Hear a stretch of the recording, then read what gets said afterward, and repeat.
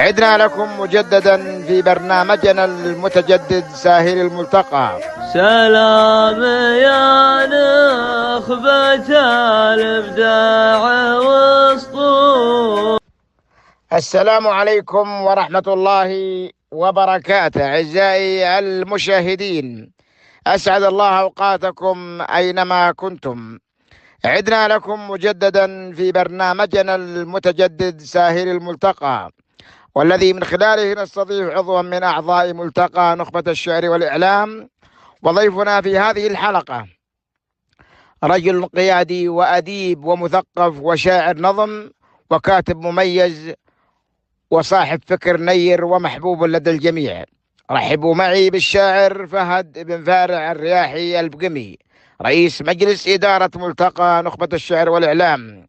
فمرحبا يا أبو ناصر معنا في حلقتنا الخامسة من برنامجنا الأسبوعي ساهر الملتقى، وأهلا وسهلا وحياك الله في هذه الحلقة المميزة. الله يبقيك يا أبو خالد. أشكرك على طيب هالمقدمة الطيبة، وأشكرك على طيب هالإطراء الوافي. أتشرف أني أكون أحد ضيوفك في هذا البرنامج المتميز الرائع المشاهد، وأسعد أني أكون ضيف لهذه الحلقة. الله يحييك يا أبو ناصر، ونحن سعيدين كذلك بهذا اللقاء المميز. وكالمعتاد في هذا اللقاء واللقاءات السابقة نطرح عددا من الأسئلة على الضيف. السؤال الأول يا أبو ناصر، بطاقتك الشخصية. الاسم فهد بن فارع بن سريان الرياحي البقمي. مولدي ونشأتي كلها في محافظة تربة.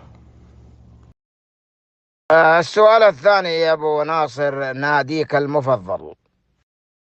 النادي المفضل لي طال عمرك، أنا عاشق للملكي محليا وعالميا. محليا أنا أهلاوي صميم، عالميا متابع للملكي ريال مدريد. أبو ناصر، نعود إلى السؤال التالي والذي يقول: ماذا يعني لك ملتقى نخبة الشعر والإعلام؟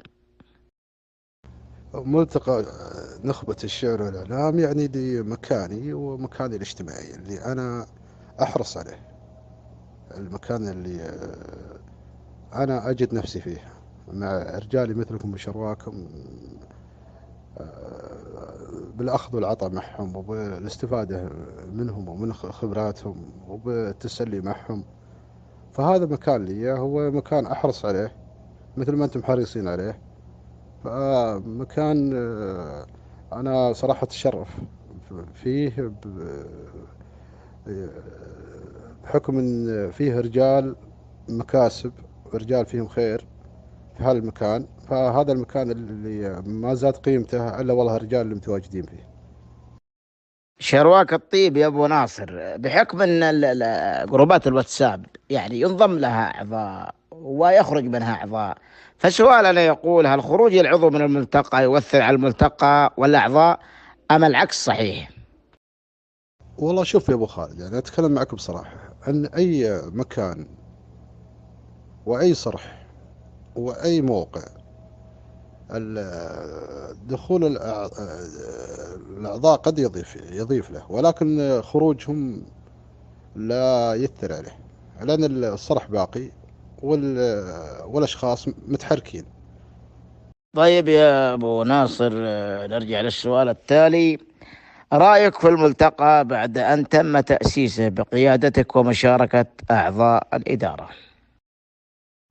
حقيقة يا أبو خالد، الملتقى منذ فترة بداية تأسيسه وهو يمر بتميز وبنهج جديد وبأفكار متميزة، وهذا بفضل الله من ثم فضل الأعضاء والإدارة العليا والأعضاء المنتسبين له بالأفكار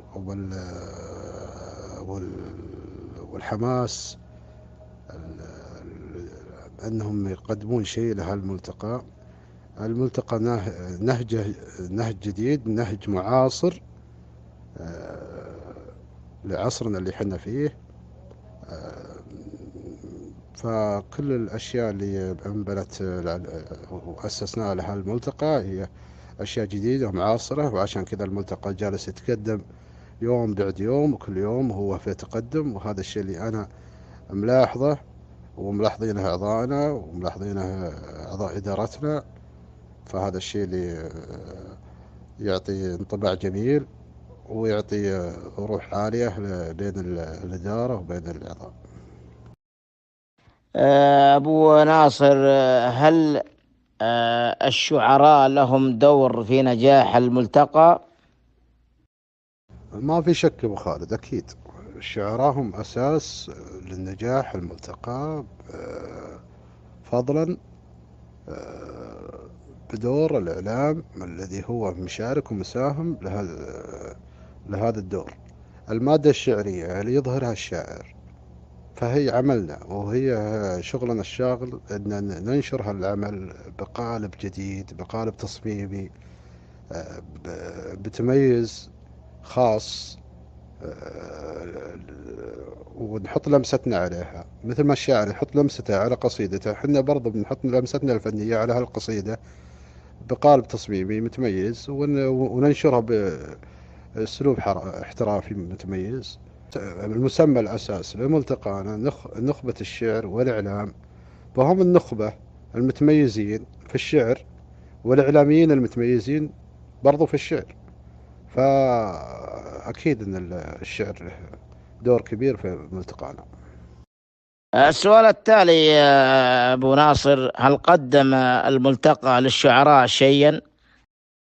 برضو ما في شك، أكيد الملتقى قدم لشعرانا مثل ما شعرانا قدموا له. قدم لهم الخدمات من نشر، من تصميم، من سهولة وتسهيل لأي شاعر ممكن أنه يعمل له برضو شيلة فيها ربط بينه وبين المنشدين بأسعار غير الأسعار اللي يطلبونها المنشدين من الشعراء اللي في الساحة، بلهم سعر خاص بالتعاون مع استديوهات. كل الخدمات هذه موجودة ومطروحة للشعراء. الشاعر اللي حاب واللي قبل استفاد من هالخدمة، الخدمة موجودة لكل الشعراء. واللي يعذرنا نص أو كثير من الشعراء اللي ممكن إنه ما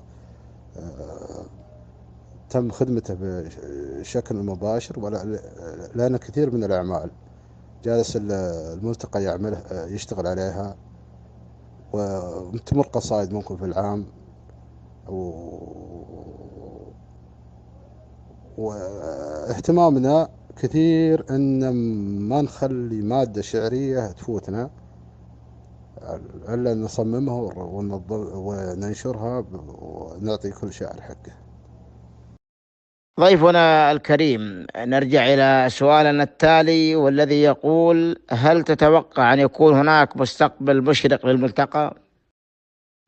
بإذن الله، بطبيعة الحال يا أبو خالد، دام أن هالقامات والهامات من الرجال اللي متواجدين في هالملتقى أكيد له مستقبل مشرق إن شاء الله بتواجدكم بإذن الله، وبتوفيق الله قبل كل شيء. الأهداف مرسومة، الأهداف موضوعة أمامنا كإدارة وأمام الأعضاء كذلك، لأن حنا فاتحين جسر للتواصل بيننا وبين الأعضاء دائم. وأغلب أعضائنا اللي معنا عندهم خبر وعارفين إيش قاعدين حنا نعمل عليه. وهدفنا إن شاء الله أن نسس ملتقى للشعر والإعلام يكون هدف لكبار الشعراء اللي متواجدين في الساحة، ويكون مكان لخدمة الشعراء وورد خصبة للإنتاج الشعري والمواد الشعرية اللي ممكن أنها تأخذ لها مكانتها في النشر، في العمل التصميمي على مستوى الله، على خطة ثابتة وطريق النجاح إن شاء الله إنه قدامنا بإذن الله. أبو ناصر سؤالنا التالي يقول: كم عمر الملتقى وماذا يحتاج له؟ الملتقى طال عمرك وطال عمر السامعين، ممكن فترة تأسيسه من الآن كمل الثلاثة أشهر بتاريخ اليوم. تأسيسه يوم 9/7/2019 ميلادي، واليوم احنا بتاريخ 9/10/2019 ميلادي، يعني 3 شهور تمت من تاريخ هذا اليوم. يعتبر تاريخ قصير على ملتقى مسوى أعمال وإنجازات، أنا أعتبرها إنجازات في الثلاثة أشهر، أنه قدر يكون إدارة قوية، إدارة واعية، إدارة هادفة، إدارة متمكنة. بدل ملتقى نخبة الشعر والإعلام يصير معروف. هذا فترة الثلاثة أشهر. وش يحتاج له الملتقى؟ الملتقى يحتاج عوامل عديدة، من ضمنها وهو أهم عامل يحتاج أنه إن شاء الله يدخل إن شاء الله بشكل رسمي ويسجل إن شاء الله في جمعية الفنون الشعبية. والله يكتب التوفيق لنا ولكم إن شاء الله. أبو ناصر السؤال التالي يقول: هل للإعلام دور في الملتقى؟ ما في شك يا أبو خالد، الإعلام له دور كبير في ملتقانا، وله دور كبير برضو في الساحة الشعرية وفي الساحة الإعلامية، وكل مكان الإعلام له دور أساسي، ما في شك، هذا الشيء ما يختلف عليه اثنين. في ملتقانا أكيد له دور كبير، والشيء هذا ملموس منا ومن جميع شعرائنا. الإعلام هو اللي جالس يرتب، وهو اللي جالس ينشر، هو اللي جالس يفتح الآفاق والبرامج والأفكار. حكم تخصصهم الإعلام له دور لا شك أنه كبير في ملتقانا، وإن شاء الله له مستقبل كبير في هالمجال، ونطمح لأكثر بعد بالشيء ذا، إن شاء الله نكون بعد بشكل أوسع. ضيفنا العزيز، ما هي البرامج التي يقدمها ملتقى نخبة الشعر والإعلام للمشاهدين والمتابعين والأعضاء ومحبي الملتقى؟ والله البرامج عديدة طال عمرك، الملتقى مهتم فيها في نخبة الشعر والإعلام. ومن البرامج اللي بشكل يومي مفتوح لها المساحة هو مجال المحاورة بين الشعراء وصقل المواهب والأخذ والعطاء بين الشعراء، والقصائد النظم التي تطرح وحملها وتصميمها، هذه من ضمن البرامج اللي نعمل عليها. بالنسبة للبرامج اللي جالسين نعدها ويقدمونها شعرانا وإعلاميين اللي في الملتقى، فهو هذا البرنامج المتميز اللي بقيادتك يا أستاذ سعود، هو برنامج متميز لا شك، ساهر الملتقى من فكرة الشاعر في حان الجليم، وإعدادك وتقديمك طال عمرك، هذا من أجمل البرامج اللي يجينا بشكل أسبوعي. البرنامج قصص وقصائد مع الشاعر والراوي محسن الزيادي، من أجمل القصص وأجمل القصائد المتميزة اللي بيجيبها لنا بشكل حصري أبو مطر. برامج ناجحة لها متابعينها ويبث بشكل أسبوعي. القادم إن شاء الله برضو فيه برامج إن شاء الله راح نعدها وراح نرتب عليها، نرتب الفترة الجاية إن شاء الله على برامج تبث بشكل أسبوعي لأعضاء ملتقانا إن شاء الله. أبو ناصر، نعلم أنك أديب ومثقف، عرفنا عن مشوارك الثقافي والأدبي. جوابا على سؤالك أبو خالد، أنا بتكلم بكل شفافية وبكل صراحة مطلقة عن جواب هالسؤال. أبى أقول لك إن ما اكتسبنا الثقافة والأدب من دراستنا، وللأسف الشديد أن مرينا بدراسة ركيكة ضعيفة في فتراتنا ولم نستفيد منها ذاك الاستفادة. استفدنا من باب الاستطلاع ومن باب الاطلاع على المثقفين والكتاب اللي مروا على الصحف السعودية في حينها، وهم كانوا من أفضل الكتاب اللي كانوا يمرون على لهم أعمدة، وكنت أنا مهتم إني أقرأ لهم واستفيد منهم. النت كان له دور برضو، دخول النت علينا الفترات اللي مضت. أنا كنت من الناس اللي واكب حركة دخول النت من بدايته، وخشيت عالم النت طال عمرك ككاتب بحكم تأثري بالمقالات اللي أنا أقرأها. فدخلت منتديات عديدة ككاتب وأحاول أني أكتب مقالات. حصلت التشجيع وحصلت الجماهيرية وحصلت الدعم، فاستمريت من المنتديات اللي مرت علي وكتبت فيها. وكنت أميل للأدب بشكل عام. كتبت في منتدى أبو نايف خالد عبد الرحمن الله يمسيه بالخير.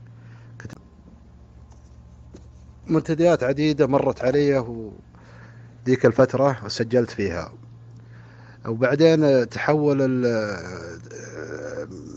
مع دخول المنتديات القبيلية، بدأت أكتب في المنتديات القبيلية، وكان بدايتي برضو من منتديات مجالس البقوم حين نشأتها، وكان معنا كتاب كبار وكنت أستفيد منهم وأقرأ لهم كذلك. وكان في معروض شعري ومعروض أدبي قوي. وبعدين انتقلت إلى منتدى مجالس البقوم إلى منتدى ثاني برضو للقبيلة، إلى سيوف العز، وعملت فيها كلها كإداري. ساهمت ذيك الفترة إسهام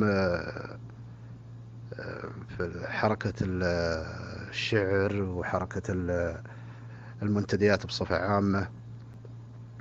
هذا بالنسبة للمسيرة اللي أنا مشيت فيها. هي مسيرة أنا ما أعدها ذيك المسيرة الكبيرة ولا ذاك الإرث الأدبي ولا الثقافي اللي الواحد يتكل عليه، ولكن هذا جزء بسيط من الشيء اللي أنا مرت علي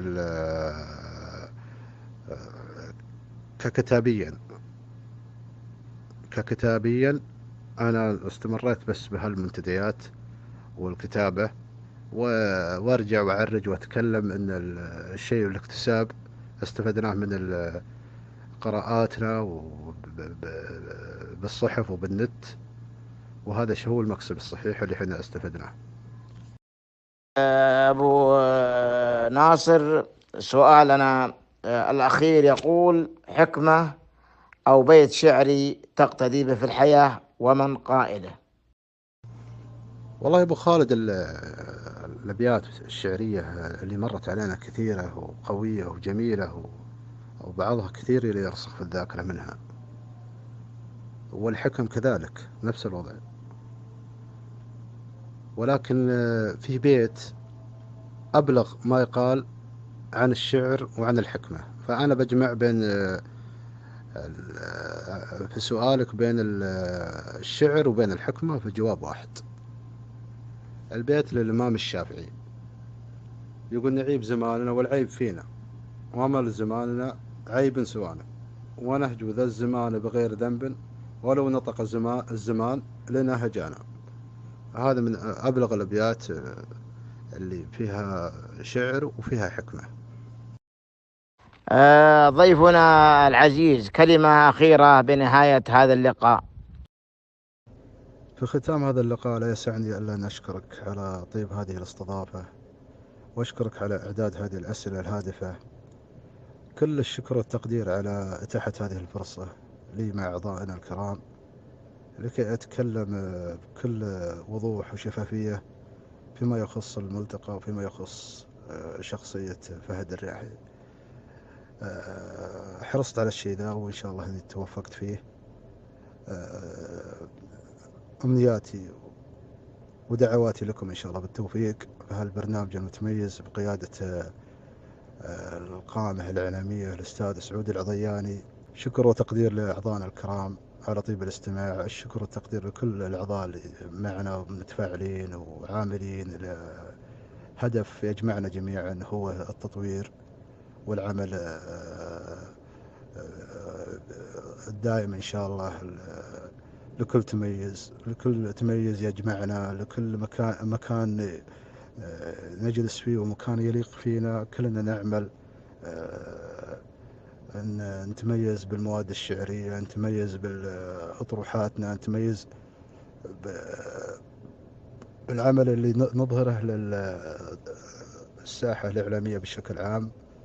شعرانا متميزين، ملتقانا متميز بأعضائه، متميز بإدارته. كل الشكر على جهوداتكم، على مشاركاتكم، والله يعطيكم العافية جميعا. أعزائي المشاهدين، لا يسعنا في نهاية هذا اللقاء إلا أن نتقدم بالشكر الجزيل لضيف هذه الحلقة الشاعر والكاتب والأديب فهد بن فارع الرياحي البقمي، الذي أتاح لنا الفرصة للقاء معه في هذه الحلقة المباركة. ونترككم في رعاية الله على أمل اللقاء بكم في حلقة قادمة بإذن الله تعالى في برنامجنا الأسبوعي ساهر الملتقى، آملين أن قدمنا ما يحوز على رضاكم واستحسانكم. وفي أمان الله، مع تحيات محدثكم سعود العضياني.